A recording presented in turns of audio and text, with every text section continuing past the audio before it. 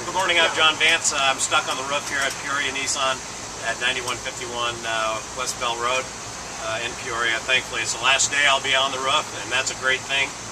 As we've been doing all week, we've had many great valley-wide cause partners join us up here on the roof, braving the temperatures and telling us a lot about what they do. And as most of you know, and I've been certainly communicating over the course of the last 11 days, giving during the course of the last couple of years has gone down approximately 50%, as need has literally increased about 85%. And joining me today is Lauren Romero. She is with the Juvenile Diabetes Research Foundation, and also Mitzi Hahn. Mitzi, welcome. Thank you. Yep, and Lauren, thanks so much for being here. Thank you. Yeah, I really appreciate it. And as we were talking about earlier, we've got a couple of things here close in the Peoria Nissan family that are directly related to your great cause, and we hope that everyone can get some great information about what JDRF does. And speaking about that, why don't you give us a brief overview of exactly what it is JDRF does? Well, the Juvenile Diabetes Research Foundation is the world's largest charitable funder of diabetes research. Our mission is to find a cure for type 1 diabetes through the support of research, and we're out to eradicate this disease and its complications. So over 82% of all our expenditures go directly towards research. That's phenomenal. I mean, 82 cents on every dollar goes really straight towards, finding a cure, right? Eradicating the disease. We truly pride ourselves on our efficiency. Yeah, no, that is very efficient, right?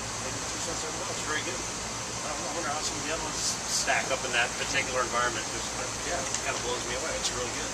Can you tell us the difference between what type 1 and type 2 diabetes are? Sure. Type 1 is an autoimmune disease in which the body's own immune system attacks and destroys the insulin-producing cells inside our pancreas. Insulin is a hormone that everyone needs to survive. It helps us metabolize food into energy. So without insulin, our bodies starve. So with an autoimmune disease, there are no preventative measures that can currently be taken. And it strikes adults and children suddenly, leaving them insulin dependent for life, having to take multiple daily injections of insulin or use what's called an insulin pump, and then monitoring the glucose levels in the blood through a glucose meter. Type 2 diabetes is a metabolic disorder in which the body still produces insulin, but either not enough or not effectively, and what's called insulin resistance. And so those diagnosed with type 2 diabetes might have to take a combination of oral medication or insulin, along with diet and exercise. Type 2 diabetes is preventative if caught early enough, and if you're at a higher risk, you can cut that risk of ever developing type 2 through diet and exercise and seeing your doctor regularly. Betsy, obviously you live with diabetes, right? So I do. Tell us some of the changes that have happened and what really happens to your daily management, of your insulin usage, etc. Well, first thing when I wake up, I have to check my blood sugar and see where it's at. It also helps me determine how much insulin to give myself before I have breakfast. I'm a runner, so I tend to eat a ton, so every single time I'm hungry, I have to check my blood sugar. So I check it anywhere from 4 to 6 times a day, so that I know where my blood sugar is at that point. I have to count how many carbs are in all my foods that I eat, and then based on how many carbs, I have to give myself that much insulin. So I can give myself insulin 4 to 5 times a day. Because I eat so much being a runner. Well, diet and exercise, that kind of leads us to the diet and exercise conversation. Whether it's type 1 or type 2, tell us some of the advantages, obviously, of leading a healthy lifestyle. There have been so many clinical studies that prove how important it is to exercise regularly, whether you have type 1 or type 2, and to eat healthy. And we always say there's not a diabetic diet. There's not this strict no-carb diet or this odd diet with weird foods that you have to eat because you have diabetes. You need to eat healthy. You need to exercise regularly. And if you have questions concerning nutrition and exercise, go and see your doctor, see an endocrinologist, see a nutritionist, and go through, this is my lifestyle, how can I optimize my health through incorporating more exercise or eating more fruits and vegetables and less fat. That's great. Do you guys have a big volunteer base at JDRF? We were founded by volunteers 40 years ago, and we continue to be run by volunteers.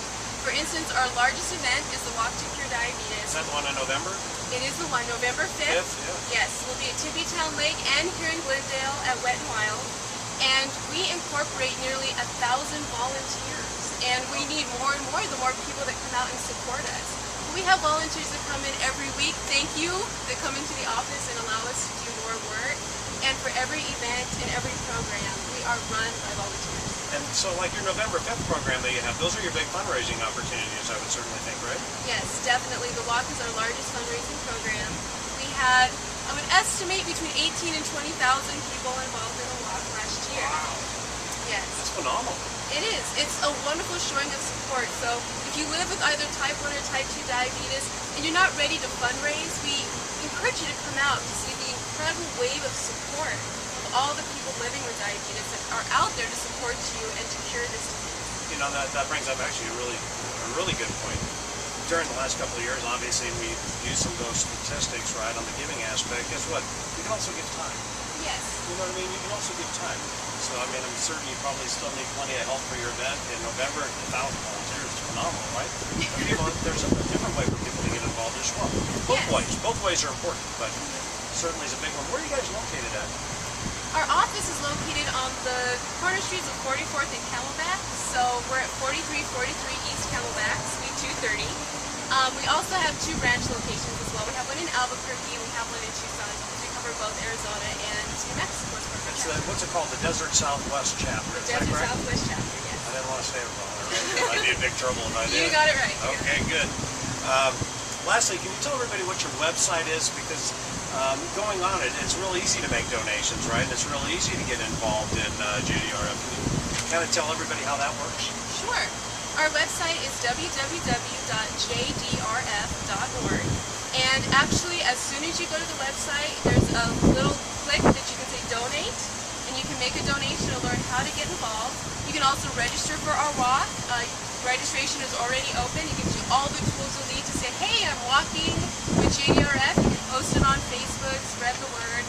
And for local events that are going to be here within our chapter, you can go to our chapter website, either through our international website or by going to www.jdrfdsw.org. Which is Desert Southwest. Which is Desert Southwest. Okay, good. Easy enough, right?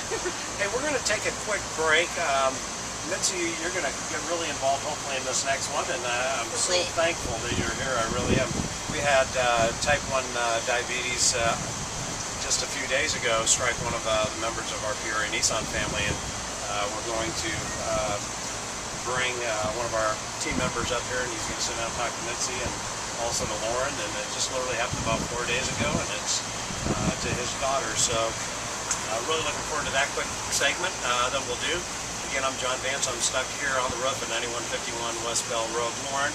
I'm going to say, because I'm going to go off camera for the next one, thanks so much for coming. And I know that you bet, and I know you've got a lot more information to share. And Mitzi's so thankful that you're here as well. Thank you. Absolutely. We'll be right back.